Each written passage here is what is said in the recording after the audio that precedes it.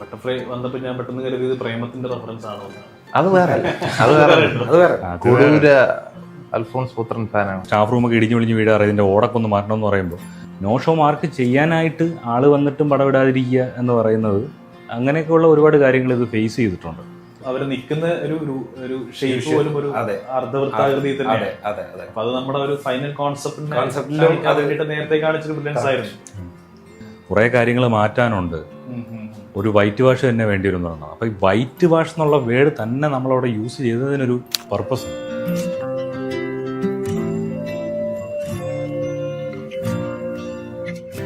ശരിക്കും പറഞ്ഞാൽ ഈ കഴിഞ്ഞ 2024 നവംബറിലാണ് സിനിമ തിയേറ്റർ റിലീസ് ആവുന്നത്. അതിനുശേഷം ഒരു വലിയ കാലയളവിന് ശേഷമാണ് OTT-ലേക്ക് എത്തുന്നത്. അതെ. അപ്പോൾ എന്തൊക്കെ പറഞ്ഞു കഴിഞ്ഞാലും ഇത് നമുക്കൊരു കൊമേഴ്ഷ്യൽ സിനിമയാണെന്ന് പറയാൻ പറ്റില്ല. ഒരു നോൺ കമേഴ്ഷ്യൽ കൺസെപ്റ്റിലേക്ക് വന്നിട്ടുണ്ട്. വലിയ ആക്ടേഴ്സ് ഒന്നും ഇല്ല. അപ്പൊ അത്തരത്തിലുള്ള സിനിമകള് ഇപ്പോഴും തിയേറ്റേഴ്സ് വിമുഖത കാണിക്കുന്നുണ്ടോ എന്നുള്ളതാണ് എന്റെ ചോദ്യം. ഉറപ്പായിട്ടുണ്ട്. കാര്യം ഇത് ഈ സിനിമ ഇപ്പൊ കിട്ടുന്ന ഒരു റീച്ച് കാണുന്നുണ്ടല്ലോ. പുറത്തോട്ടുള്ള ഓഡിയൻസ് വരെ, നോർത്ത് ഓഡിയൻസ് വരെ ഇതിനെപ്പറ്റി ഡിസ്കസ് ചെയ്യുന്നുണ്ട്. ഞങ്ങൾ പ്രതീക്ഷിക്കാത്ത അത്രയും റീച്ചുള്ള വലിയ വലിയ പേജുകൾ പോലും, ഇന്ന് ടെലഗ്രാഫ് പോലും ഇതിനെ പറ്റിയിട്ട് എഴുതിയിരുന്നു. അപ്പോൾ ആക്ച്വലി ഈ സിനിമ റൈറ്റ് ഓഡിയൻസിൽ ഹിറ്റ് ചെയ്ത് കഴിഞ്ഞാൽ ചർച്ച ചെയ്യപ്പെടുമെന്നുള്ള കാര്യം നമ്മൾ ഷുവറായിരുന്നു. പക്ഷെ നമ്മുടെ ഡിസ്ട്രിബ്യൂട്ടേഴ്സ് അവരെ ബ്ലെയിം ചെയ്യുന്നതല്ല, അവരുടെ കൺസേണിൽ അവർക്ക് സെല്ലബിൾ ആയിട്ടുള്ളൊരു ആക്ടർ വേണമായിരുന്നു. അപ്പോൾ അങ്ങനെ ഇപ്പോൾ നമ്മളങ്ങനെ ഈ സിനിമയിൽ ഏത് കഥാപാത്രമാണ് ഒരു എ-ലിസ്റ്ററിന് കൊടുക്കുക? കാര്യം ഇത് ഇവരെ വെച്ച് ചെയ്യേണ്ട, ഇവരെ കാസ്റ്റ് ചെയ്ത് ചെയ്യേണ്ട പടമാണ്. അതിലിപ്പോൾ ഒരു പടം സെല്ല് ചെയ്യാൻ വേണ്ടിയിട്ട് മാത്രം നമുക്കൊരാളിനെ കൊണ്ടുവന്ന് വെച്ചാൽ ഏച്ച് കെട്ടി മുളച്ചിരിക്കുന്ന പോലെ തന്നെ ഇരിക്കും. അത് ഈ ഔട്ട്പുട്ടിനെ വല്ലാതെ അങ്ങ് ബാധിക്കുകയും ചെയ്യും. സോ ഇപ്പം ചെയ്തവരെ തന്നെയാണ് വേണ്ടത്. അപ്പോൾ നമ്മൾ ഫേസ് ചെയ്ത പല ഇഷ്യൂ ഡിസ്ട്രിബ്യൂട്ടേഴ്സ് അതിന് കൺവിൻസ് ആവുന്നുണ്ടായിരുന്നില്ല. ഇപ്പോൾ തിയേറ്ററിക്കലി പടം ഇറങ്ങിയ സമയത്ത് നല്ല രീതിക്ക് ഓഡിയൻസിൽ നിന്നും ക്രിറ്റിക്സിൽ നിന്നും നമുക്ക് റിവ്യൂസ് കിട്ടിയിരുന്നു.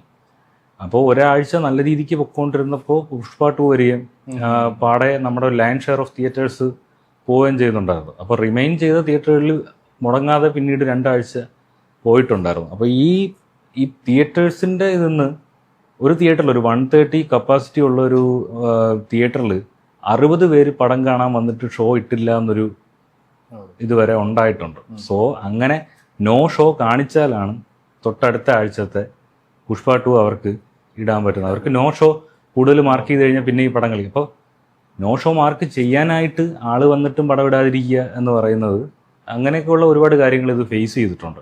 അത് ചെറിയ സിനിമകൾക്ക് ഇപ്പോൾ വന്നുകൊണ്ടിരിക്കുന്ന ഏറ്റവും വലിയ പ്രശ്നമാണ്. പിന്നെ OTT സർക്കിളിലേക്ക് വന്നപ്പോഴും പടത്തിനെ പറ്റിയൊന്ന് ഗൂഗിൾ സെർച്ച് ചെയ്ത് നോക്കിയാൽ തന്നെ ഈ ഇപ്പോൾ OTT വരുന്നതിന് മുമ്പായിട്ട് തന്നെ ഒരുപാട് റിവ്യൂസും അങ്ങനെയുള്ള കാര്യങ്ങളുണ്ട്. ഭരദ്വാജരംഗൻ ഉൾപ്പെടെ റിവ്യൂസും കാര്യങ്ങളും ഒക്കെ ഉണ്ട്. പക്ഷേ അതൊന്നും അല്ല അവർക്ക് ആവശ്യം. ഇത്ര മാത്രമേ അവരുടെ മെയിലുള്ളൂ. ഇത് അവരുടെ സ്റ്റാൻഡേർഡ്സിനെ അലൈൻ ചെയ്യുന്നില്ല എന്നാണ് പറയുന്നത്. വേറൊരു എക്സ്പ്ലനേഷനും അവിടെ കാണുന്നില്ല. സോ ആ രീതിക്കും ഒരു അവഗണന ഈ സിനിമ നേരിട്ടിട്ടുണ്ട്. അപ്പോൾ ഇതെല്ലാം കഴിഞ്ഞ് സൈനാപ്ലേയിൽ പടം വരുമ്പോൾ ഇപ്പോൾ ഉള്ള കാര്യം ഞാൻ പറയേണ്ട ആവശ്യമില്ല. കാണുന്നവർക്കും അതിനെപ്പറ്റി അവെയർ ആണെന്ന് തോന്നുന്നു. സോ ഇമ്പാക്ട് മീൻസ് ചർച്ച ചെയ്യപ്പെടും എന്നുള്ള നമ്മൾ ഉറപ്പായിരുന്നു. ഇമ്പാക്റ്റ് ഒരു സർപ്രൈസാണ്. ആ ഒരു 7 മാസക്കാലം എങ്ങനെയായിരുന്നു? നമ്മൾ തിയേറ്ററിൽ നിന്ന് കുറച്ച് കഴിഞ്ഞപ്പോൾ അവഗണിക്കപ്പെട്ടു എന്ന് തന്നെ പറയാം. പിന്നീട് ഒരു ജൂൺ 20 മറ്റുമാണ് എനിക്ക് തോന്നുന്നു റിലീസ് ആവുന്നത് OTT-ലേക്ക്. അപ്പൊ ആ ഒരു കാലയളവിൽ ഭയങ്കരമായിട്ട് ആശങ്കകൾ ഉണ്ടായിരുന്നു. നമ്മൾ നമ്മുടെ വലിയൊരു ലോങ് പീരീഡിലെ എഫേർട്ട് പെട്ടെന്ന് ഇല്ലാതായി പോയോ, അല്ലെങ്കിൽ ആളുകളിലേക്ക് എത്തിയില്ല, റിസപ്ഷൻ കിട്ടിയില്ല എന്നുള്ള ഒരു തോന്നൽ ഉണ്ടായിരുന്നു. സ്വാഭാവികമായിട്ടുണ്ട്. അത് ഇപ്പോഴത്തെ ഒരു അവസ്ഥയല്ലേ. ഇപ്പം ഇടയ്ക്ക് റാം സാർ ഒരു ഇന്റർവ്യൂല് പറഞ്ഞാണ് ടെല്ലിങ്ങിനെ കാട്ടിലും ബുദ്ധിമുട്ടായിക്കൊണ്ടിരിക്കുകയാണെന്ന്. പടത്തിന്റെ സെല്ലിങ്. പടം പ്രോപ്പറായിട്ട് നമ്മളൊരു പ്രോഡക്റ്റ് ഉണ്ടായി കഴിഞ്ഞാൽ അത് പ്രോപ്പറായിട്ട് പ്ലേസ് ചെയ്യാൻ സാധിച്ചാലേ ആൾക്കാർ അറിയത്തുള്ളൂ. അത് നമ്മളത് മനസ്സിലാക്കിയാണ്. നമ്മുടെ ബുദ്ധിമുട്ടുകളും കാര്യങ്ങളൊക്കെ ഉണ്ടായിരുന്ന അത് കാര്യമില്ല. ഇത് എപ്പോഴായാലും ആൾക്കാർ കാണും എന്നുള്ളൊരു വിശ്വാസം ഉള്ളതുകൊണ്ട് അധികം താഴ്ന്നു പോയില്ല എന്നുള്ളതാണ്. എപ്പോഴായാലും ആൾക്കാർ കണ്ട ഒരു 10-7 പേർക്ക് ഇഷ്ടപ്പെടും എന്നൊരു വിശ്വാസം ഉള്ളതുകൊണ്ട് നമ്മൾ അധികം അങ്ങനെ ആശങ്കകളെന്ന് വെച്ചാൽ ഇത് ആരെങ്കിലും എടുക്കണമല്ലോ. ഇത് വർഷങ്ങൾ പെട്ടിരുന്നു കഴിഞ്ഞാൽ കാര്യമില്ല. അപ്പം ആരെങ്കിലും അതിന് വേണ്ടിയിട്ടുള്ള ശ്രമങ്ങൾ നമ്മുടെ പ്രൊഡ്യൂസേഴ്സ് നടത്തുന്നുണ്ടായിരുന്നു. അതിപ്പോ സൈനയിൽ വന്ന് എത്തിയതിൽ ഒരുപാട് സന്തോഷം. ഈ ഇമ്പാക്റ്റ് ഒക്കെ പക്ഷെ അത് ഞാൻ പറയുന്നത് ഇനിയും വൈകിയാൽ പോലും ഇത് പറയുന്ന ഒരു കോൺസെപ്റ്റ് അല്ലെങ്കിൽ ആശയം ഒരിക്കലും ആ പഴയതായി പോകുന്നില്ല എന്നൊരു തോന്നലിരിക്കും. ആശയം പഴയതാവില്ല. ഇത് എന്താ വെച്ചാൽ 6 മാസം കൂടുമ്പോ ഇതിന് ട്രെൻഡ് മാറും പടത്തിന്റെ. ഇപ്പം ഇനി ഒരു വർഷം കൂടെ കഴിഞ്ഞിട്ട് ഈ പടം കണ്ടു കഴിഞ്ഞാൽ ചിലപ്പം ചില പിള്ളേർക്ക് അത് അഭിനയിച്ച കുട്ടികൾ എന്താ അറിയോ, ഈ പടത്തിന്റെ പേസിങ്ങുകൾ മറന്നു, സ്പീഡിൽ കഥ പറയണമെന്ന് പറയുന്ന കാലമാണ്. അപ്പം സ്വാഭാവികമായിട്ടും മേക്കിംഗ് ഒക്കെ ചിലപ്പോൾ പഴയതായേക്കാം, ഒന്നും പറയാൻ പറ്റില്ല. ആശങ്കകളിൽ OTT പ്ലാറ്റ്ഫോമുകൾ വലിയ ആശ്വാസമാണോ ശരിക്കും? നമ്മൾ ചെറിയ സിനിമകൾ ഒരുപാട് വലിയ ഓഡിയൻസിലേക്ക് എത്തിക്കാനായിട്ട് OTT കിട്ടാനും ഭയങ്കര പാടാണ്. അതായത് തിയേറ്ററിൽ നല്ല റൺ ഉണ്ടെങ്കിൽ OTT പെട്ടെന്ന് കിട്ടാൻ സാധിക്കും. അല്ലെങ്കിൽ നമുക്കൊരു ഫേസ് വാല്യൂ ഉള്ള ഒരു ആക്ടേഴ്സ് അത് ഇപ്പോഴും ബുദ്ധിമുട്ടാണ്. ഇപ്പോഴും എല്ലാവരും ഫേസ് ചെയ്യുന്ന കുറെ ബുദ്ധിമുട്ട്. കാരണം ഇവർക്ക് ഇങ്ങനെ വലിയ OTTsകാർക്ക് ഈ റീജിയണൽ ലാംഗ്വേജ് പ്രൊമോട്ട് ചെയ്ത് അവർക്ക് ഒരുപാട് സബ്സ്ക്രിപ്ഷൻ, അവർക്കൊരു ടാർഗറ്റ് ഉണ്ടാവുമല്ലോ. അവരത് കിട്ടിയില്ല എന്ന് വരുമ്പോൾ അവർ എല്ലാം ഒന്ന് തടയും. അപ്പം അത് കുറച്ച് കയറിയിട്ട് പതുക്കെ ആയിട്ട് അവർ അത് ചെയ്യുള്ളൂ. അങ്ങനെ ഒരു പ്രശ്നമുണ്ട്. നമ്മൾ ഒന്നെങ്കിൽ തിയേറ്ററാണ് നമ്മുടെ റവന്യൂ. എപ്പോഴും അങ്ങനെ ആയിരിക്കും എന്നാണ് ഞാൻ വിചാരിക്കുന്നത്. തിയേറ്റർ നല്ല റവന്യൂ വരും. ആ തിയേറ്ററിൽ ലോസ് ആയി കഴിഞ്ഞാൽ OTTയിലും കിട്ടാനും പാടായിരിക്കും. ഇപ്പം പേപ്പർ വ്യൂ എന്ന് പറഞ്ഞ ഒരു സമ്പ്രദായം വരുന്നു. അപ്പം അത് കണ്ടു കഴിഞ്ഞിട്ട് അവർക്ക് കിട്ടുന്ന ഒരു റവന്യൂ ആയിട്ട് മാറുന്നു. അപ്പം അത് എത്ര പേര് കാണുന്നു എന്നുള്ളത് സംഭവമായിട്ട് മാറും. അങ്ങനെയൊക്കെ ഉള്ളത് ഇപ്പോഴും തിയേറ്റർ തന്നെയാണ് വേണ്ടത്. സിനിമയിലേക്കും സിനിമയുടെ രാഷ്ട്രീയത്തിലേക്കുള്ള ഒരു ചോദ്യം കൂടെ. അപ്പോൾ സിനിമ സെറ്റ് ചെയ്തിരിക്കുന്ന സ്കൂളിന്റെ പേര് KR Narayanan LP school, elementary school, അങ്ങനെ എന്തോട്ടാണ് തോന്നുന്നത്.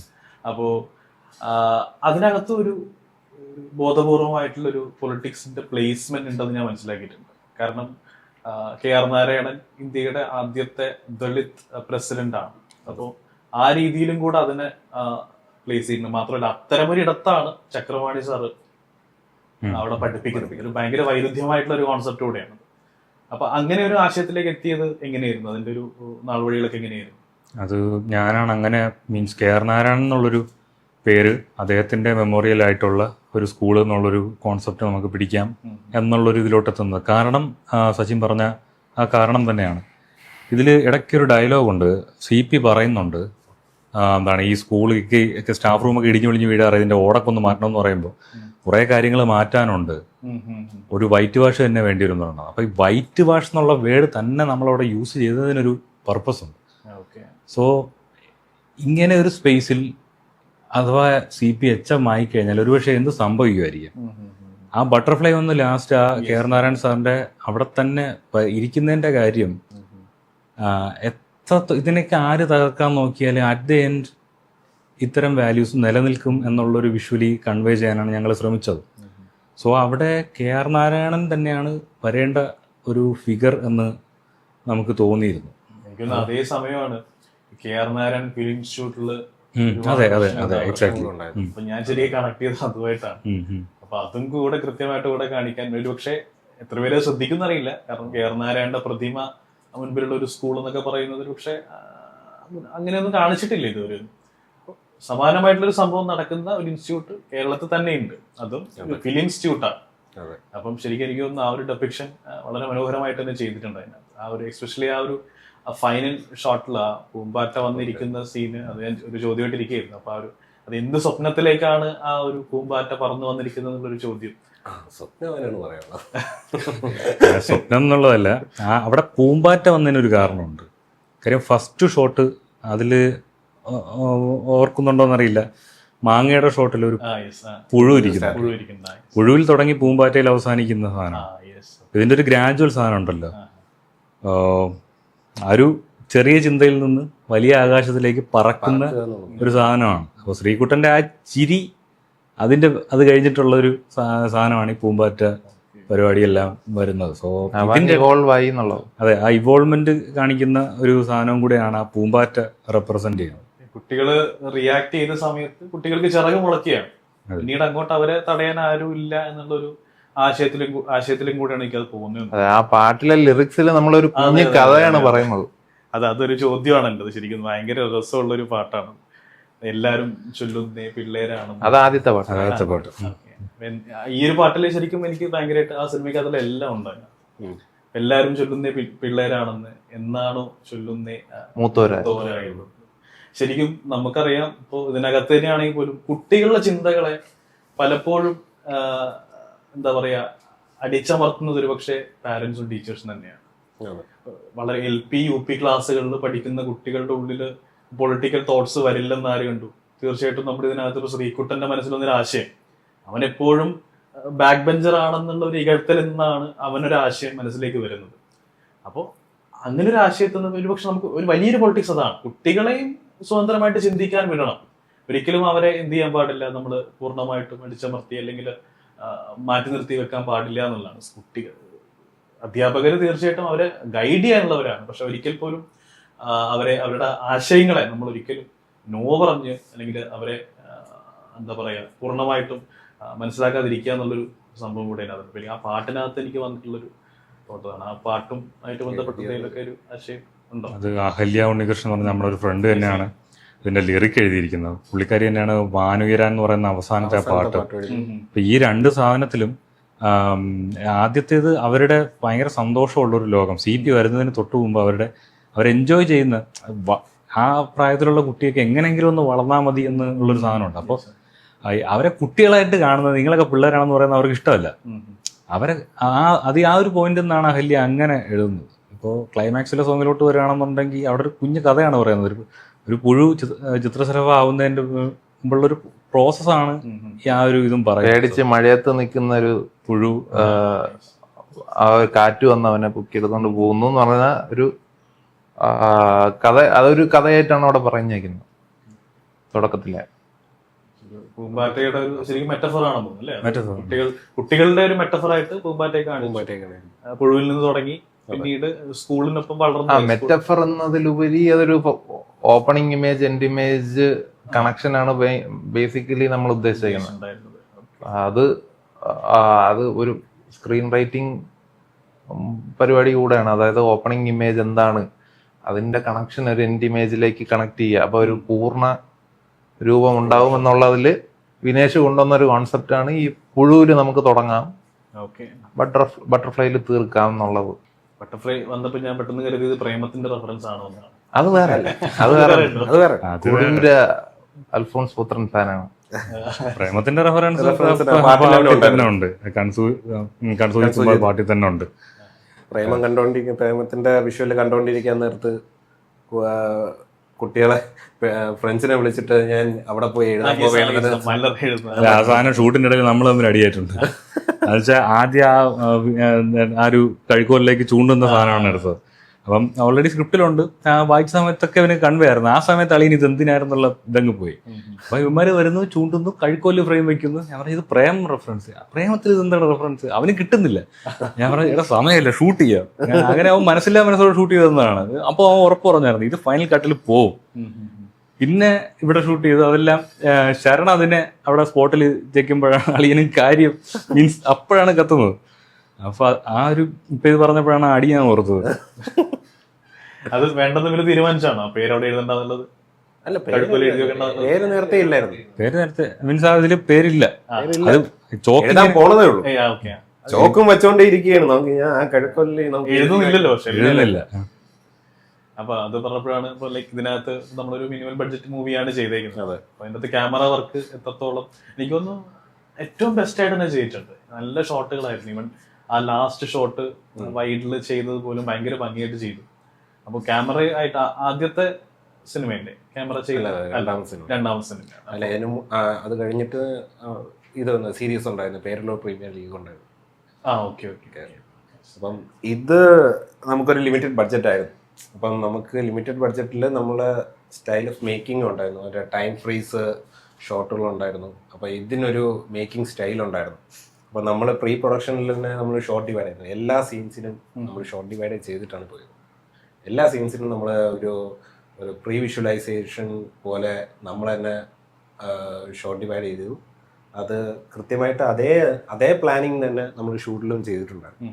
അപ്പോൾ ഇതിൻ്റെ മെയിൻ നമ്മൾ ഒരു ക്ലാസ് റൂമിൻ്റെ അകത്ത് ഒരു 60% 70% ക്ലാസ് റൂമിൻ്റെ നമുക്ക് ഇത് ത്രൂ ഔട്ടായിട്ട് ഫുള്ളായിട്ട് കാണിക്കും, നമുക്ക് ബോറടിപ്പിക്കാതിരിക്കാൻ നമ്മൾ പല രീതിയിൽ നോക്കി. അപ്പം വിനീഷിന് പറഞ്ഞ ഇതിനെ ഒന്ന് ഇരുത്തി സംസാരിക്കുന്ന പരിപാടികൾ മാക്സിമം കുറച്ചിട്ട് നമുക്ക് കുറച്ചും കൂടെ ഒന്ന് ലൈവ്, അതായത് ഒരു കൊറിയോഗ്രാഫി വേണം, അപ്പോൾ ഇതൊക്കെ വേണം. അപ്പം ഇവർ 4 ഫ്രണ്ട്സിനെയും നമുക്ക് ക്ലോസ് വേണം, അതിൻ്റെ മിഡ് വേണം. അപ്പം അങ്ങനെ ഒരു പോർഷൻ എത്തിയപ്പോഴാണ് അനമോർഫിക്കിലോട്ട് മാറാമെന്നത് ഒരു ഡിസിഷൻ എടുത്തത്. അനമോർഫിക്കിൽ മാറുമ്പോൾ നമുക്ക് ഈ പറയുന്ന പോലെ സ്പിരിക്കൽ ലെൻസിനായിട്ടുള്ള ഒരു ഡെപ്ത്, അതായത് ഒരു ഡിസ്ട്രോഷൻ ഫീല് അനമോർഫിക്കിലില്ല. അപ്പോൾ അത് നല്ലൊരു ചോയ്സ് ആയിട്ട് തന്നിട്ടുണ്ടായിരുന്നു. അനമോർഫിക്കിൽ നമുക്ക് ഒരു എൻഡ് ടു ഒരു വാളിൻ്റെ ഒരു എൻഡ് ടു മറ്റേ എൻഡ് വരെ നമുക്കൊരു പോയിന്റ് ഓഫ് വ്യൂ വരെ നമുക്ക് കറക്റ്റ് ഡെപ്തിൽ കിട്ടുമായിരുന്നു. അത് ഭയങ്കരമായിട്ട് സൂട്ടായി. പിന്നെ ഈ പറയുന്ന പോലെ ഗിംബൽ ട്രൈ ചെയ്യുമെന്നാണ് വിചാരിച്ചത്. കാരണം ബേസിക്കലി ക്യാമറ ഷോട്ട്സുകളെല്ലാം ക്യാമറ എന്ന് പറയുന്നത് ഒരു സ്റ്റുഡൻ്റ് ആയിട്ട് തന്നെ ഇരിക്കണം എന്നുള്ളതായി. അപ്പോൾ വലിയ വൈഡുകളൊന്നുമില്ല, നമുക്ക് ഫുള്ളായിട്ട് ഈ പറയുന്ന പോലെ സ്കൂളിൻ്റെ എക്സ്റ്റാബ്ലിഷ്മെൻറ്റ് ഷോട്ടുകൾ ഒരുപാട് കാണിക്കേണ്ട ആവശ്യമുണ്ട്. നമ്മൾ ഈ ഇൻ്റർവെൽ വരുമ്പോഴാണ് നമ്മൾ വെളിയിറങ്ങുന്നത്, അപ്പോഴായിരിക്കും സ്കൂളിൻ്റെ ഒരു എക്സ്റ്റാബ്ലിഷ് കാണിക്കുന്നത്. അപ്പോൾ അതുവരെ ക്ലാസ്സിൻ്റെ റൂമിൻ്റെ അകത്തായിരിക്കും. അപ്പോൾ ക്ലാസ്സിൻ്റെ അകത്ത് ഒരു സ്റ്റുഡൻ്റ് ആയിട്ട് തന്നെ അവിടെ സിറ്റ് ചെയ്യണം, അതേപോലെ തന്നെ നമുക്ക് ട്രീറ്റ് ചെയ്യണം എന്നുള്ളൊരു പ്രയോറിറ്റി ആയിട്ടുണ്ട്. രണ്ടാമത്തെ ഒരു സംഭവം എന്ന് വെച്ച് കഴിഞ്ഞാൽ ഈ പിള്ളേർ കുറേ നമ്മളെ ക്രൂ ഒരുപാട് കയറി വരുമ്പോൾ ഇവർ കുറച്ച് ആൻസൈറ്റിയോ വല്ലതും ഉണ്ടാവും, ഈ പറയുന്ന അഭിനയിക്കാൻ കുറച്ച് പേടിയായിട്ടും ഉണ്ടാവും. അപ്പം ഉള്ളൊരു ഡിസിഷനായിരുന്നു നമുക്ക് മിമിക്കോടെ ഗിംബലിലോട്ട് തന്നെ വരുന്നത്. അപ്പം ഗിംബല് ക്യാമറയും മാത്രമേ അവരെ ഫ്രണ്ടിലുള്ളൂ, ബാക്കി എല്ലാവരും മാറിയാണ് വെക്കണം. അപ്പൊ അങ്ങനെ ഒരു ഡിസിഷൻ. അപ്പൊ ടെക്നിക്കലി ആയിട്ട് നമ്മൾ കുറെ പ്രീ വർക്ക് ചെയ്ത് ഇതിനൊരു ഡിസൈൻ ഉണ്ടാക്കിയിട്ടുണ്ടായിരുന്നു. ഇതെങ്ങനെയാണ് ചെയ്യേണ്ടതും ഇത് ഏത് രീതിയിലാണ് വേണ്ടതും എന്നുള്ള ഒരു ഡിസൈൻ നമുക്ക് നേരത്തെ പ്രീ വർക്കിൽ ചെയ്തു. ഇഷ്ടപ്പെട്ട ഏതെങ്കിലും സീനുകൾ ഓർമ്മയുണ്ടോ? ലൈക്ക് ഇതിനകത്ത് നമ്മൾ ചെയ്തു വെച്ചതിൽ ഏറ്റവും ഭംഗിയുള്ള, എനിക്ക് തോന്നുന്നു ആ ലാസ്റ്റ് സീന് ഭയങ്കരമായിട്ട് ശ്രദ്ധിക്കപ്പെട്ടു. ഒരുപാട് പേര് അത് ട്വീറ്റ് ചെയ്തൊക്കെ കണ്ടായിരുന്നു. അപ്പൊ അങ്ങനെ വെച്ച് നോക്കുമ്പോൾ ഒരുപാട് സീൻസ് ഉണ്ട്. എനിക്ക് അതിൽ ഏറ്റവും ഇഷ്ടപ്പെട്ടത് തന്നെ അമ്പാടിയുടെ റൈസ് കാണിക്കുന്ന ഒരു സീനുണ്ടായിരുന്നു. ഈ പറയുന്ന അത് ആ ഷോട്ട് എടുത്തപ്പോൾ അതിന്റെ മാജിക് വേറെ ഉണ്ടായിരുന്നു. അതാണ് വിനീഷ് നേരത്തെ പറഞ്ഞത്. ഈ ഫസ്റ്റ് ഷോട്ട് നമ്മൾ ഫസ്റ്റ് പ്ലേസ്മെന്റ് ഈ പിള്ളേരൊക്കെ വെച്ചിരുന്നപ്പോൾ ഈ പറയുന്ന യു ഷേപ്പ് മാത്രമായിട്ടല്ല, നമുക്ക് കാറ്റഗറി ആയിട്ട് ഇങ്ങനെ മാറ്റിയിട്ടുണ്ടായിരുന്നു.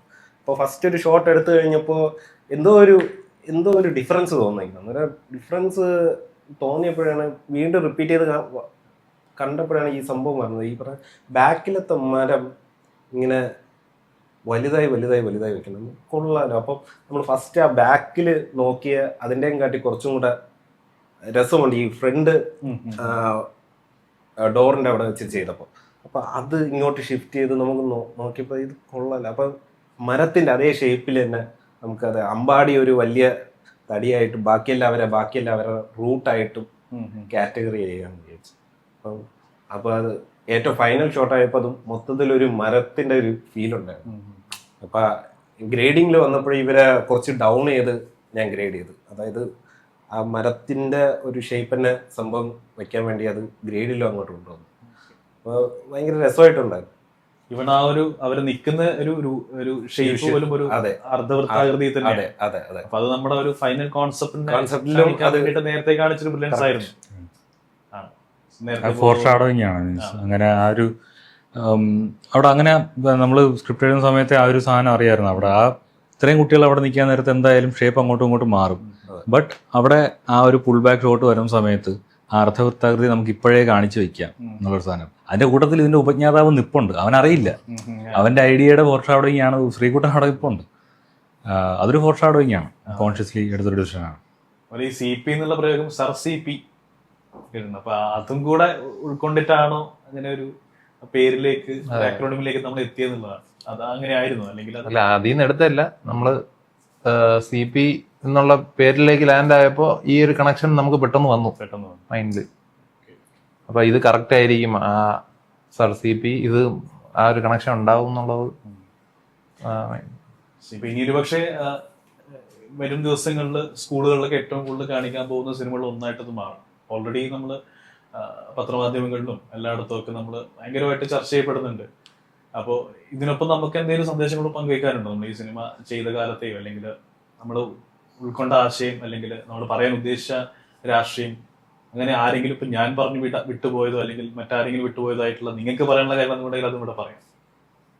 പ്രധാനമായിട്ട് പറയാനുള്ളത് നമ്മുടെ സിനിമ ചർച്ച ചെയ്യുന്ന നമ്മുടെ സിനിമയിൽ ആകെ 4-5 ഷോട്ടിൽ മാത്രമാണ് ഈ സെമി സർക്കിൾ സാധനം കാണിച്ചിട്ടുള്ളത്. അപ്പോൾ അതിപ്പോൾ ഓൾ ഇന്ത്യ തലത്തിൽ ചർച്ച ചെയ്യപ്പെടുന്നു. അതിൻ്റെ ട്രയൽ ആൻഡ് എറർ പീരീഡ് നടക്കുന്നുണ്ട്. അപ്പോൾ ശാസ്ത്രീയമായിട്ട് തന്നെ ഇപ്പോൾ തമിഴ്നാട് ഗവൺമെൻറ് ഒരു ചർച്ചാ വിഷയം തന്നെ ആയിട്ടുണ്ട്. പ്രതിപക്ഷം അതിൻ്റെ പ്രാക്ടിക്കാലിറ്റി ചോദിക്കുന്നുണ്ട്. ഭരണപക്ഷം അത് അപ്ലൈ ചെയ്യണമെന്നുള്ള സർക്കുലർ വന്നിട്ടുണ്ട്. ഇതെല്ലാം നടക്കുമ്പോൾ ഭയങ്കര അഭിമാനമുണ്ട്. ആസ് എ ടീം നമ്മൾ തുടക്കമിട്ട ഒരു കാര്യം, ഈവൻ ദോ ഞാൻ നേരത്തെ പറഞ്ഞ പോലെ നമ്മുടെ ചൈൽഡ്ഹുഡിൽ നിന്ന് നമ്മൾ ഈ ഒരു ഓർമ്മയിൽ നിന്ന് എടുത്തുള്ളൊരു റിക്രിയേഷൻ മാത്രമാണ്, നമ്മുടെ ഇന്നോവേഷനൊന്നുമല്ല. പക്ഷേ സിനിമ അതിൽ കൂടുതൽ ലൗഡായിട്ട് പറഞ്ഞു വയ്ക്കുന്ന മറ്റു ചില കാര്യങ്ങളുണ്ട്. CP എന്നൊരു ടീച്ചർ, അപ്പം അങ്ങനെ ഒരു ടോക്സിക് ടീച്ചിങ് കൾച്ചർ പിന്തുടരുന്ന ഒരുപാട് പേര് ഇപ്പോഴും ഉണ്ട്. അപ്പോൾ അവരെ തിരിച്ചറിയാനും ഒറ്റപ്പെടുത്താനും അവരെ തിരുത്താനുള്ളൊരു അവസരം കൂടെ ഈ സിനിമ മീൻസ് അങ്ങനെ ഒരു റെവല്യൂഷൻ കൂടെ വരണം എന്നുള്ളത് നമ്മുടെ റിക്വസ്റ്റ് ആണ്. CP എന്നുള്ള ക്യാരക്ടർ ഉള്ളത് കൊണ്ടാണ് ആ ബെഞ്ച് പിള്ളേർ അങ്ങനെ ഇട്ടത്. അപ്പം ആ ബെഞ്ചിങ് ഫോർമേഷനിലല്ല സ്റ്റക്ക് വേണ്ടത്, ആ പറഞ്ഞു വെക്കുന്ന ആശയമാണ് ആ അപ്ലൈ ചെയ്യേണ്ടത്. ബെഞ്ചിങ് ഫോർമേഷൻ എവിടെ ഇട്ടാലും CP ആയിരിക്കും.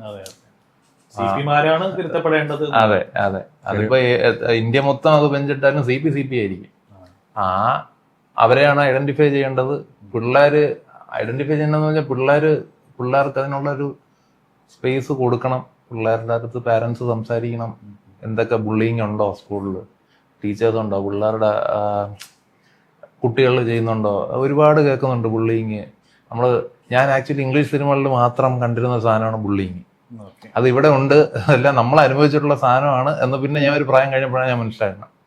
അത് മാനസികമായ ഇതൊക്കെ ഉണ്ടാക്കും. അതൊക്കെ വീട്ടില് അമ്മമാരോടും അച്ഛനമ്മമാരോടും ഡെയിലി സംസാരിക്കുക, എന്നാലേ അവർക്ക് അറിയാൻ പറ്റുള്ളൂ.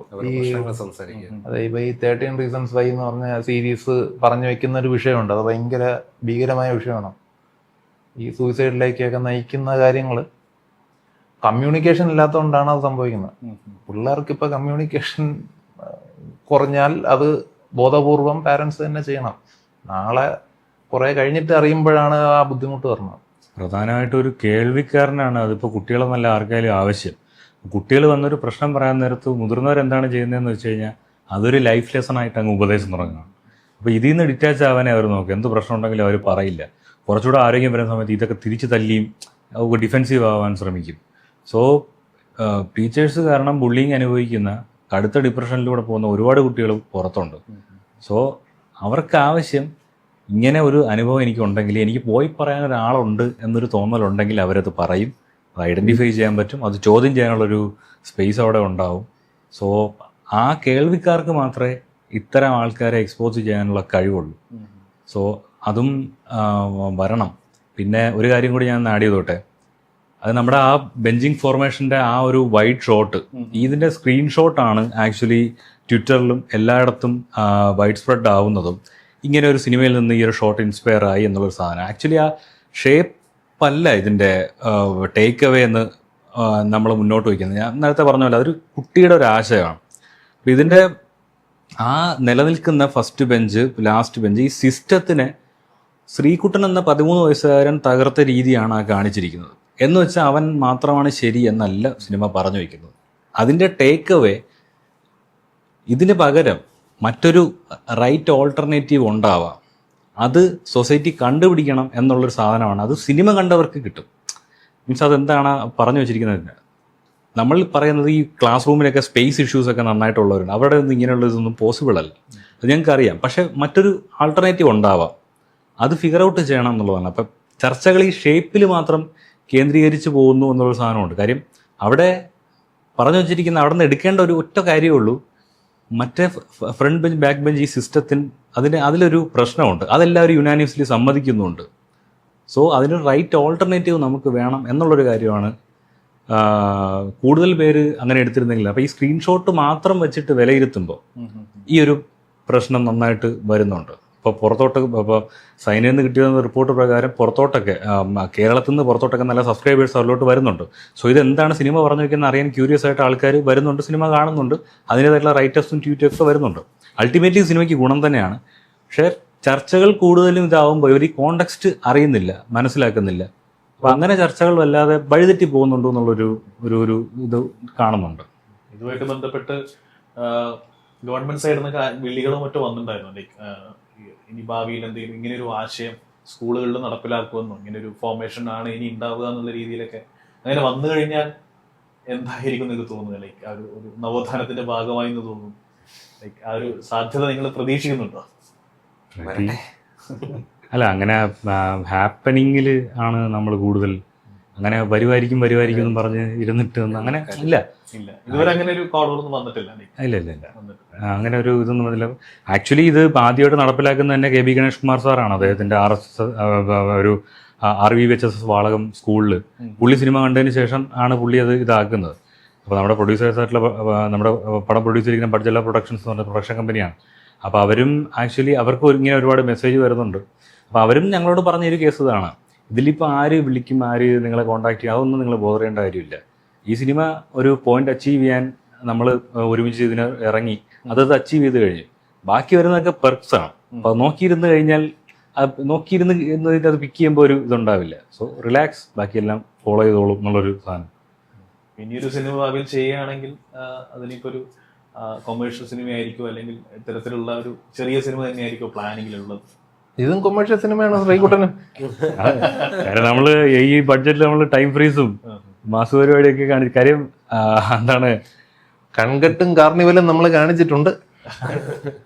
ശ്രീകുട്ടൻ കൈ ഉയർത്തി വരുന്ന വീട്ടിൽ സ്ലോ മോഷനും ആ ടൈം ഫ്രീസും പരിപാടിയും, അത് ശ്രീരംഗ ഷൈനെ വെച്ച് നമ്മളല്ലാതെ ആര് ചെയ്യും? തിയേറ്റർ മനസ്സിൽ കണ്ട് തന്നെയാണ് ഇതൊക്കെ എഴുതിയേക്കുന്നത്. ഇവൻ പറയുമ്പോഴും ആ മ്യൂസിക് ഡയറക്ടർ നമ്മുടെ ജയരിചാണ് ബ്രീഫ് ചെയ്യുമ്പോഴും അണ്ണാ ബാലയ്യൊക്കെ മ്യൂസിക് ചെയ്യും പോലെ ചെയ്യണം എന്നൊക്കെ പറഞ്ഞിട്ടാണ് അത് നമ്മൾ ഒരു പോർഷനിൽ ചേട്ടാ തിയേറ്ററിൽ ബാക്കിൽ വൈബ്രേറ്റ് ആവണ രീതിക്ക് എന്തെങ്കിലും പരിപാടി കയറ്റി വിടണം ഏതോ സീൻ ഞാൻ മറന്നുപോയി എന്നൊക്കെ പറഞ്ഞിട്ടുണ്ട്. അപ്പം തിയേറ്റർ മനസ്സിൽ കണ്ട് തന്നെയാണ് ഇത് എഴുതിയത്. പിള്ളേരെ വെച്ചൊരു മാസപടം എന്ന് പറഞ്ഞ് തുടങ്ങുന്നതിൽ നമ്മുടെ രാഷ്ട്രീയമൊക്കെ വന്നു പോകുന്നതാണ്. കാര്യം എന്ന് വെച്ചാൽ തിയേറ്ററിക്കലി ഈ സിനിമയുടെ സൗണ്ട് ഡിസൈനിൽ വരെ ഡീറ്റെയിലിങ്സ് നന്നായിട്ടുണ്ട്. നമ്മൾ നല്ല ടൈം എടുത്താണ് മിക്സിങ് ചെയ്തിരിക്കുന്നത്. നമ്മുടെ ജിജു ടി ബ്രൂസ് എന്ന് പറഞ്ഞ ടെക്നീഷ്യൻ, പുള്ളിക്കും അങ്ങനെ ചെയ്യണം എന്ന് ഭയങ്കര, പുള്ളി ഒരു ക്രിക്കറ്ററാണ്. അപ്പോൾ അതിൻ്റേതായിട്ടുള്ള ഡീറ്റെയിലിങ്സ് സൗണ്ടിലും പരിപാടിയിലൊക്കെ ഉണ്ട്. ഒരു കാര്യം മാത്രം ഞാൻ പറഞ്ഞുതരാം. അതായത് അവസാനം കോശി സാറ് ഇദ്ദേഹത്തെ CPI വിളിച്ചിറക്കി ഇരുത്തിയിട്ട് ഒരു കാര്യം പറയാനുണ്ടെന്ന് പറയല്ലോ.